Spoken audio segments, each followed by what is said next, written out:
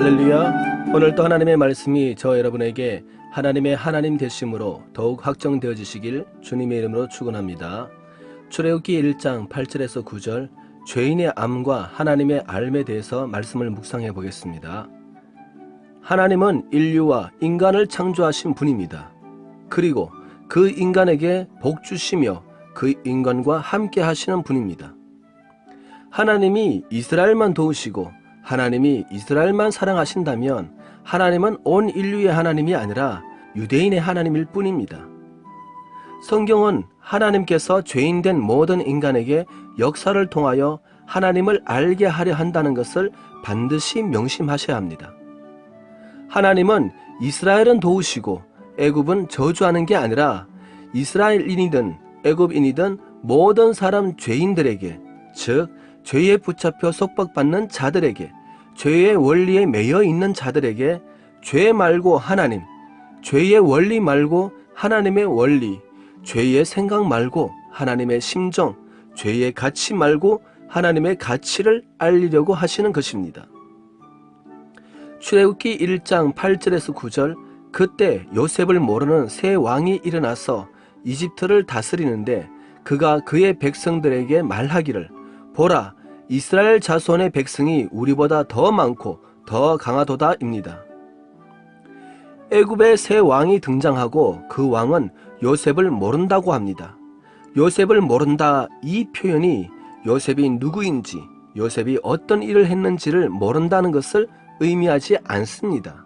만약 그렇게 단순하게 생각하셨다면 그 이유는 여러분이 왕의 위치를 잘 모르셔서 그렇습니다.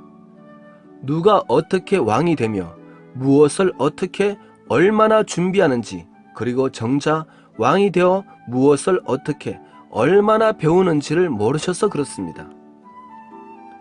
애굽에 새롭게 등극한 새 왕은 자기 백성 중에 이방 민족, 타 민족, 다른 백성, 즉 이스라엘 자손이 함께 살고 있다는 것을 잘 알고 있었습니다. 이스라엘이 어디에 살며 형편이 어떤지 알고 있었습니다. 그렇게 이스라엘 자손들에 대해서 잘 알고 있는 왕이 요셉이 누구인지 몰랐다는 것은 말이 안 됩니다. 애굽의 새 왕은 요셉을 분명히 잘 알고 있었습니다. 그렇다면 본문에서 말하는 모른다의 의미는 단순히 모른다는 의미가 아니라 알아주고 싶지 않다는 의미인 것입니다. 요셉을 알아주면 요셉에게 적절한 대접을 해주어야 했기 때문입니다. 요셉의 공로를 인정해야 하고 요셉의 업적을 인정해 주어야 합니다. 애굽의 왕은 요셉에 대하여 모르는 것이 아니라 알아주고 싶지 않다는 것입니다. 다른 말로 요셉에 대하여 거슬리게 행동하다, 요셉에 대해 적대적으로 행동하다는 의미입니다. 요셉을 기억하고 싶지 않고 요셉을 인정해주고 싶지 않고 지금의 요셉의 백성들을 배려해주고 싶지 않다는 것입니다. 지금 파라오 왕의 이런 태도가 바로 죄인의 모습인 것입니다. 상대를 배려하기보다는 자신의 이익을 먼저 생각합니다. 그럼 모른다는 반대적 의미인 안다는 것은 무슨 뜻일까요?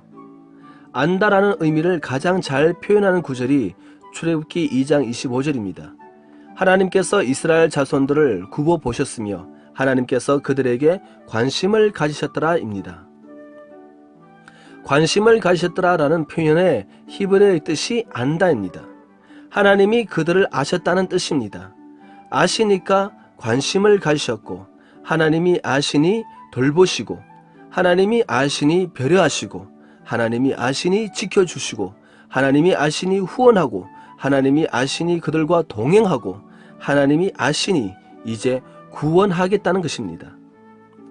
하나님의 아심은 단순히 지식의 인지 여부를 의미하지 않고 아는 것으로 인한 아는 자로서 역할, 아는 자로서 행위, 아는 자로서 태도, 아는 자로서 자세를 말씀을 통해 하나님의 속성을 설명하는 것입니다. 전능하신 창조자가 우리를 아신다는 것입니다. 그래서 그분의 관심과 그분의 돌봄과 그분의 사랑을 우리는 지금 받고 있는 것입니다. 그 관심과 그 돌봄과 그 사랑은 일시적인 것이 아니라 영원한 것임을 찬양합니다. 이제 우리도 이 은혜 안에서 하나님을 아는 자가 되었습니다. 하나님을 알기에 하나님을 인정하고 하나님의 말씀에 순종하고 하나님의 뜻대로 살아갈 수 있는 것입니다. 그러나 불신자는 하나님을 알지 못하는 자들입니다.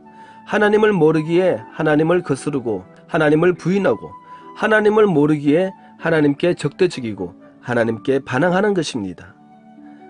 하나님을 모르는 죄인은 죄에게 속아서 자기 이익만 찾지만 하나님을 아는 저와 여러분은 하나님의 마음을 따라 주변 모든 사람들을 사랑할 수 있게 된 것입니다. 자, 오늘 또 이 하나님의 마음을 따라 믿는 자와 믿지 않는 모든 사람과 함께 하나님의 은혜와 하나님 주시는 행복을 함께 누려가시길 주님의 이름으로 축원합니다. 하나님의 하나님 되심을 찬양합니다. 할렐루야.